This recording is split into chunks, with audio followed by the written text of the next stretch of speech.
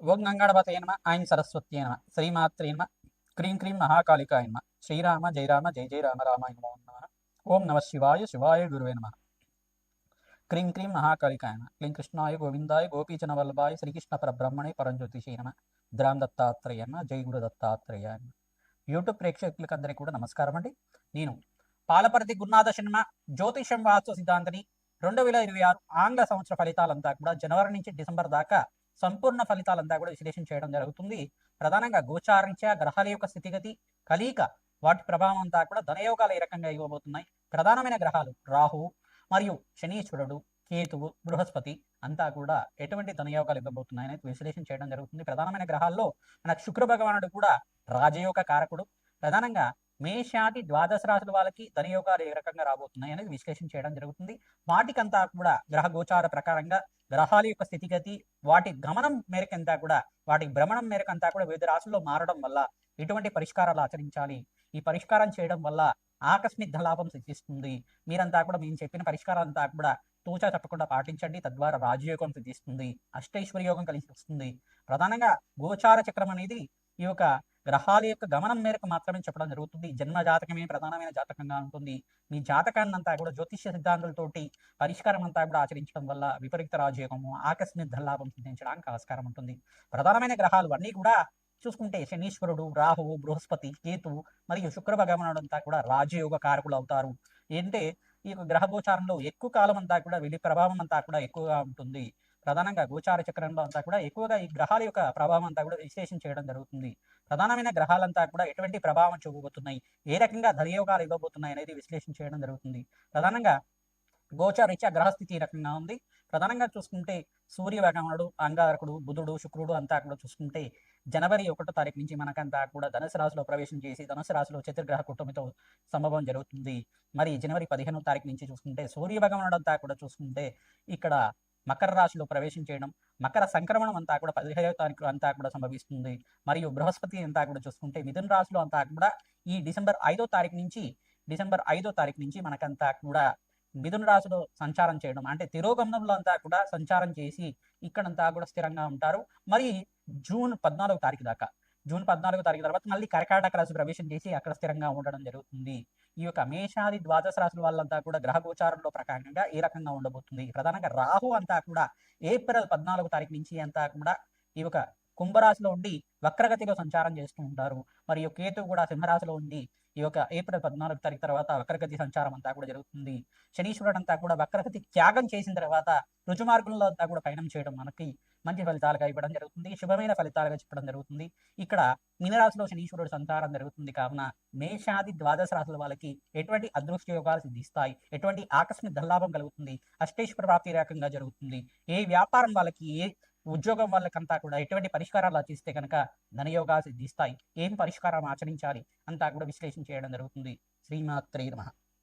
మిథున రాశి జాతకులకి 2026 సంవత్సరం ఫలితాలంతా కూడా ఆంగ్ల సంవత్సర ఫలితాలు జనవరి నుంచి డిసెంబర్ దాకా ధనయోగాలు ఏ రకంగా రాబోతున్నాయి, అదృష్ట యోగం కలిసి రావాలంటే ఎటువంటి పరిష్కారాలు ఆచరించాలి, ఎటువంటి వ్యాపారంలో అంతా కూడా లాభాలు గణించడానికి ఆస్కారం ఉంటుంది, విశ్లేషణ చేయడం జరుగుతుంది. ప్రధానమైన గ్రహాలు శనీశ్వరుడు, రాహు, బృహస్పతి, అంగారకుడు, శుక్రుడు యొక్క ఫలితాలంతా కూడా విశ్లేషణ చేయడం జరుగుతుంది. విశేషంగా మిథున రాశి జాతకులు ప్రధానంగా చూసుకుంటే శనీశ్వరుడు అంతా కూడా యోగకారకుడుగా, ఈ యొక్క ధనయోగ కారకుడిగా చెప్పడం జరుగుతుంది. యోగకరంగా మారబోతున్నారు. శనీశ్వరుడు అనుగ్రహం వల్ల, బృహస్పతి అనుగ్రహం వల్ల లాభాలు గాయించడానికి ఆస్కారం ఉంటుంది. మిథున రాశి జాతకులంతా కూడా రాశిలో బృహస్పతి సంచారం అంతా కూడా జూన్ 14వ తారీఖు దాకా ఉంటుంది. మరియు ధనస్థానంలో బృహస్పతి సంచారం మేరకంతా కూడా అధికంగా లాభాలు గణించడానికి, మంచి పేరు లభించడానికి, గుడ్ విల్ రావడానికి ఆస్కారం ఉంటుంది. వ్యాపారంలో మార్పులు చెందడానికి ఆస్కారం ఉంటుంది. ధార్మికమైన జీవితం, ధర్మబద్ధమైన జీవితం జీవించే వాళ్ళకంతా కూడా లాభాలు గణిస్తూ ఉంటారు. ప్రతినిత్యం కూడా ఎవరైతే దత్తాత్రేయ ఆరాధన విశేషంగా ఆచరించాలి, మిథున రాశి జాతకులు శనగలు దానం చేసుకుంటూ ఉండాలి బ్రాహ్మణకంతా కూడా. మరియు కొబ్బర్లు కూడా దానం చేసుకుంటుండడం వల్ల రాజయోగం సిద్ధిస్తుంది. సప్తమాధిపతి, పంచమాధిపతి, నవమాధిపతి యోగకరంగా ఉండాలి మీకంతా కూడా. తద్వారా లాభాలు గణించడానికి ఆస్కారం ఉంటుంది. జప హోమాది కార్యక్రమాలు శనీశ్వరుడు, బృహస్పతి, శుక్రుడికి మరియు రవి భగవానుడికంతా కూడా జప హోమాది కార్యక్రమాలు ఆచరించుకోవడం వల్ల, దానాది కార్యక్రమాలు చేయడం వల్ల రాజయోగం సిద్ధిస్తుంది. లక్ష్మీ కుబేర శాంతి హోమాది కార్యక్రమాలు విశేషంగా పౌర్ణమి వేళల్లో చేయడం వల్ల ధనయోగం సిద్ధిస్తుంది. రాజశ్యామల యజ్ఞాధికృతులంతా కూడా మాతంగేశ్వరి దేవికి ప్రీతికరంగా మీరు పూజ చేయించడం వల్ల, హోమాది కార్యక్రమాలు, మూలమంత్ర జపాలు ఆచరించడం వల్ల ధనయోగాలు విశేషంగా రాజ్య ప్రాప్తి లభించడానికి, రాజయోగం సిద్ధించడానికి ఆస్కారం ఉంటుంది. ఎవరైతే కనుక పొలిటికల్‌గా మంచి స్థానం లభిస్తుంది అనుకునే వాళ్ళకి కూడా ఈ యొక్క జూన్ నుంచి ఆగస్టు లోపల మీకంతా కూడా విశేషమైన పుణ్య ఫలితం లభించడానికి, ధనయోగాలు కలిసి రావడానికి ఆస్కారం ఉంటుంది. ఎవరైతే మిథున రాశి జాతకులు ఉన్నారో మీకంతా కూడా ఆకస్మిక ధనలాభం, రాజయోగం సిద్ధించడానికి ఆస్కారం ఉంటుంది. ధనయోగం కలిసి వస్తుంది. ధనలాభాలు కలిసి రావడానికి, ఉన్నతమైన పదవి లభించడానికి, మంచి కీర్తి గణించడానికి ఆస్కారం ఉంటుంది. ప్రతినిత్యం కూడా దత్తాత్రేయాయ స్మరణ మాత్రే సంతుష్టాయ నమః నామాన్ని జపాన్ని ఆచరించండి. దత్తాత్రేయ చరిత్రని పారాయణం చేసుకోండి.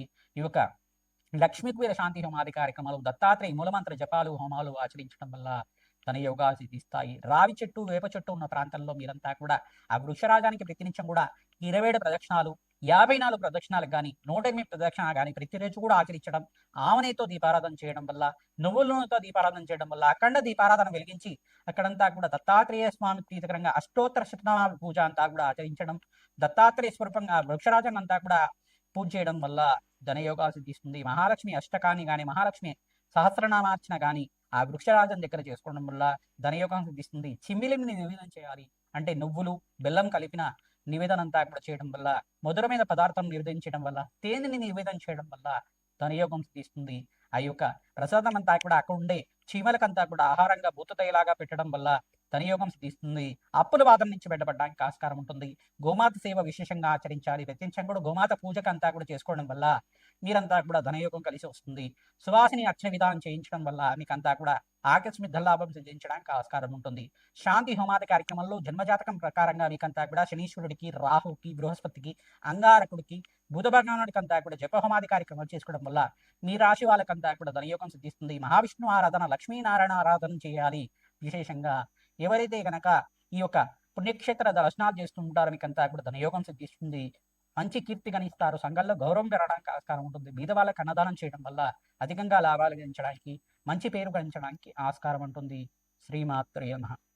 మేషాది ద్వాదశ రాశుల వాళ్ళకి 2026 ఆంగ్ల సంవత్సర ఫలితాల్లో భాగంగా జనవరి నుంచి డిసెంబర్ దాకా విశ్లేషణ చేయడం జరిగింది. ప్రతినిత్యం కూడా మేషాది ద్వాదశ రాశుల వాళ్ళు నవగ్రహాలకి అభిషేక హోమాది కార్యక్రమాలు ఆచరించడం, విశేషంగా మహాలక్ష్మీదేవికి ప్రీతికరంగా మహాలక్ష్మి దేవాలయంలో కానీ, దుర్గామాత దేవాలయంలో కానీ పసుపుతో అభిషేకం చేయించి అమ్మవారికి నూతన వస్త్రాన్నంతా కూడా సమర్పించడం వల్ల అదృష్టి యోగం కలిసి వస్తుంది. కార్యసిద్ధి కలుగుతుంది. ఎవరైతే కనుక ప్రతినిత్యం కూడా గోమాత సేవ చేస్తూ ఉంటారో విశేషంగా మీకంతా కూడా పుణ్యప్రాప్తి కలుగుతుంది. అదృష్టి యోగం కలిసి వస్తుంది. రావి చెట్టు, వేప చెట్టు ఉన్న ప్రాంతం దగ్గర వృక్షరాజానికి అంతా కూడా ఈ యొక్క 27 ప్రదక్షిణాలు కానీ, 54 ప్రదక్షిణలు కానీ ప్రతిరోజు కూడా ఆచరించడం వల్ల జన్మజాతకంలో ఉండే సకల గ్రహదోష నివారణ కలుగుతుంది. నకారాత్మక శక్తి అంటే నెగటివ్ ఎనర్జీ అంతా కూడా నివారణ కలుగుతుంది. మీకంతా కూడా పాజిటివ్ ఎనర్జీ లభిస్తూ ఉంటుంది. విశేషమైన పుణ్యయోగం సిద్ధిస్తుంది. ధన ప్రాప్తి కలగడానికి ఆస్కారం ఉంటుంది. గోమాత సేవ విశేషంగా చేస్తూ ఉండాలి. ఎవరైతే గోమాత సేవ అంతా కూడా విశేషంగా చేస్తూ ఉంటారో అదృష్టి యోగం కలిసి వస్తుంది. ఈ గోచార చక్రం అనేది గ్రహాల యొక్క గమనం మార్గం మాత్రమే చెప్తూ ఉంటాం. జన్మ జాతకమే ప్రధానమైన జాతకంగా ఉంటుంది. ప్రతినిత్యం కూడా అమ్మవారి సేవ చేయండి, అమ్మవారి యొక్క ఆరాధన చేయండి. తద్వారా లాభాలు గణించడానికి ఆస్కారం ఉంటుంది. జన్మ జాతకంలో ఉండే సకల గ్రహదోష నివారణ కోసం అని చెప్పేసి జ్యోతిష సిద్ధాంతాలతోటి మీరంతా కూడా ఈ యొక్క జాతకాన్ని విశ్లేషణ చేసుకొని మీరంతా కూడా పరిష్కారం ఆచరించుకోవడం వల్ల, మీరు మాకు కాల్ చేసి అపాయింట్మెంట్ తీసుకొని జాతకం అంతా కూడా విశ్లేషణ చేయించుకోవడం వల్ల మీకు యజ్ఞ హోమాది కార్యక్రమాలు సంపూర్ణమైన జాతకం అంతా కూడా విశ్లేషణ చేసుకుని జీవితం కావాల్సిన ఎటువంటి పరిష్కారం అంతా కూడా ఆచరించడం వల్ల రాజయోగం సిద్ధిస్తుంది. 2026లో ప్రథమార్థంలో స్వల్పంగా మిశ్రమైన ఫలితాలు ఉన్నప్పటికీ మేషాది ద్వాదశ రాశుల వాళ్ళకి ఇక్కడ ద్వితీయార్థంలో అంటే మే 15వ తారీఖు నుంచి నవంబర్ 25వ తారీఖు దాకా మీకంతా కూడా రాజయోగం సిద్ధించడానికి ధనప్రాప్తి కలగడానికి ఆస్కారం ఉంటుంది. మీకు జన్మజాతకంలో ఉండే సకల గ్రహదోష నివారణ చేసుకొని గోచారిత్య గ్రహాలు యోగకరంగా ఉన్నప్పుడు రాజయోగం సిద్ధిస్తుంది. ధనప్రాప్తి కలుగుతుంది. విశేషంగా బీదవాళ్ళకి అంతా కూడా అన్నదానం చేయండి, వస్త్రదానం చేయండి. తద్వారా రాజ్య ప్రాప్తి కలుగుతుంది. ధనయోగం సిద్ధిస్తుంది. అదృష్టి యోగం కలిసి వస్తుంది. మీకు ధనప్రాప్తి కలగాలంటే ప్రతినిత్యం కూడా లక్ష్మీ కుబేర శాంతి హోమాది కార్యక్రమాలు ఆచరించాలి. వ్యాపార స్థలంలో కానీ, మీ గృహంలో కానీ, దేవాలయ ప్రాణంలో కానీ జప హోమాది కార్యక్రమాలు ఆచరిస్తూ ఉండడం వల్ల విశేషమైన పుణ్యప్రాప్తి కలుగుతుంది. అదృష్టి యోగం సిద్ధిస్తుంది. అప్పుల బాధల నుంచి బయటపడడానికి ఆస్కారం ఉంటుంది. అదృష్టి యోగం కలిసి వస్తుంది. వివాహాది శుభకార్యాలు జరగడానికి ఆస్కారం ఉంటుంది. మంచి శుభమైన ఫలితాలు పొందడానికి ఆస్కారం ఉంటుంది. అదృష్టి యోగం కలిసి వస్తుంది. శ్రీమాత్రే నమః.